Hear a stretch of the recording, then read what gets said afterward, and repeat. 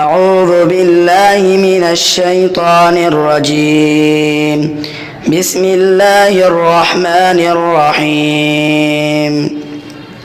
فلا صدق ولا صلى ولكن كذب وتولى ثم ذهب إلى أهله يتمطى أولى لك فأولى ثم أولى لك فأولى أيحسب الإنسان أن يترك سدى ألم يكن نطفة من مني يمنى ثم كان علقة فخلق فسوى فجعل منه الزوجين الذكر والأنثى أليس ذلك بقادر على أن يحيي الموتى صدق الله العظيم.